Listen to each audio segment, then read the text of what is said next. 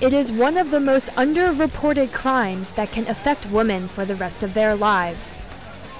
Rape and sexual assault still plague women all around the world. 97% of the men who commit violence against women never spend a day in jail. Recent stories, from the viral video of the gang rape of a South African teenager to the assault of female U.S. military personnel, show how universal this issue is. Justin Simeone is a scholar in the Center of Human Rights and Global Justice. He traveled to Haiti to research violence against women. So having access to legal remedies is essential, not only because it provides a sense of justice for the victims, but because it directly engages with deterring crimes in the first place and establishing a broader rule of law.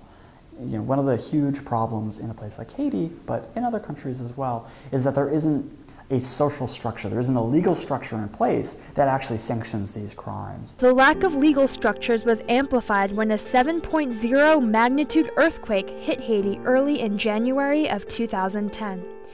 Haitians were forced to live on parks, football stadiums, even golf courses. This environment of insecurity and despair was the ideal climate for rape.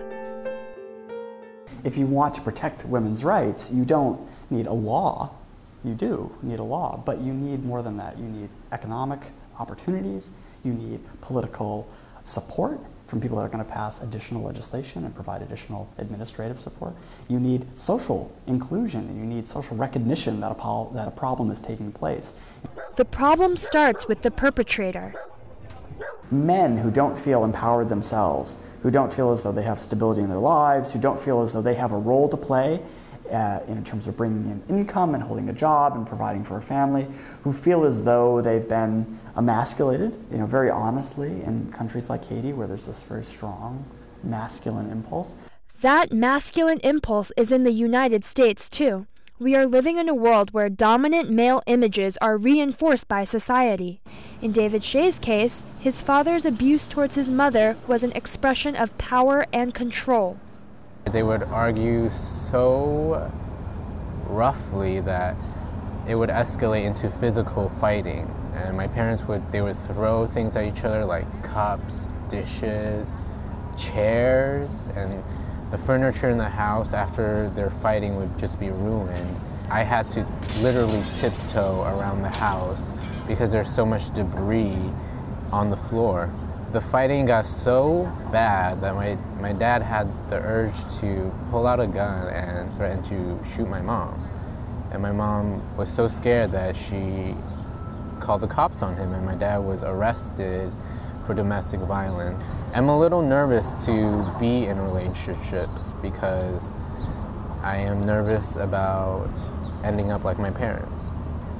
A family center called Sturgeon Falls says that 75% of batterers witnessed their fathers abusing their mothers. Physical and psychological abuse can escalate to the point where women go with their children to seek outside help. One such haven is Steps to End Family Violence. So often what keeps women in violent relationships, because they, if they've been home taking care of the kids, they haven't developed any economic resources for themselves, they don't have jobs, they don't have their own apartment, it becomes very difficult for them to even imagine leaving because there's nothing to go to. Work on the self-esteem issues, help them identify areas in which they want to work, develop their resumes, get interviews, work with them on, practicing for interviews and, getting out there. What do you do when you're under attack?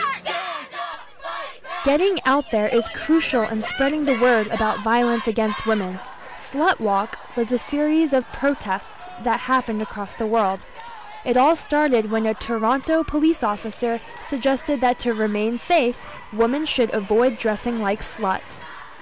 A lot of people actually went to their marches wearing the clothes that they were abused in, as if to say, this is what I wore. Do I look like a slut to you? Like, I was wearing jeans and a t-shirt. It has to do with women really being objectified all the time, no matter what.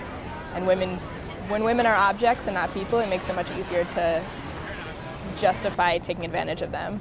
The streets are the public sphere and they're owned by men, and men feel like they have the right to look at you a certain way and to say something to you, or women, or whoever, in a way that I don't feel like I own those streets. The Slutwalk marches were a way for women and sexual assault victims to reclaim their streets.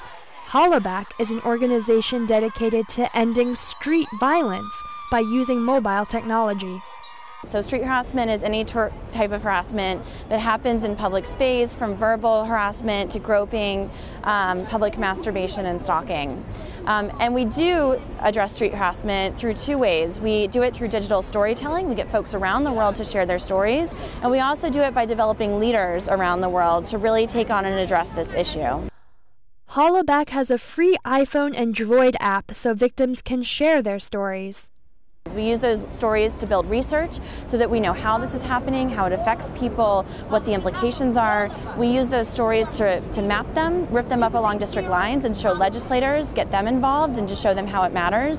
And then we also use those stories to build empathy from folks who've never been harassed, or maybe who have been harassed but thought that they were the only ones. Emily is also part of Denim Day, a citywide series of sexual violence prevention and educational events.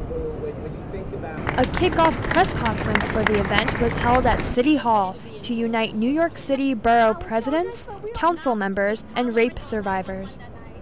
Everyone sported their denim to remember the 1998 Italian Supreme Court decision that overturned a rape conviction because the victim wore tight jeans. The judges reasoned the victim's tight jeans meant that she had to help her assailant remove them, implying consent. This has to stop. We're a much better society than that.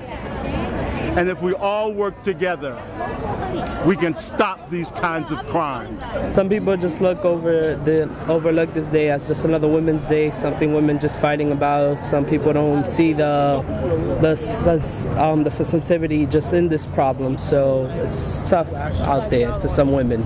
Women had the chance to prove they were tougher than their perpetrators in Denim Day. The Brooklyn event in the YWCA included a variety of activities ranging from self-defense classes to poetry readings. I'm going to show you what grown is. I think that they feel very empowered. I think a lot of people come to the class not being aware of of the strength that they possess, and once they learn all these things, they feel like, wow, I didn't realize like I was able to do that. The workshops so far have been amazing. I wish they were actually a lot longer, because I feel like they need to be longer to really address and fully get down to the discussion on rape and sexual assault. Everything was just really like interactive, you know, so I like that. New York University does its part as well. The Health Center sponsors workshops that have sexual assault victims decorate T-shirts to raise awareness of the issue. This is called the Clothesline Project, an initiative to spread the word on violence against women through an engaging and visual way. Yellow shirts represent battered or assaulted women, blue is for victims of incest, and pink is for rape survivors. There's a lot of stigma and shame surrounding it, so I think the Clothesline Project is kind of a great form of celebration and breaking the silence.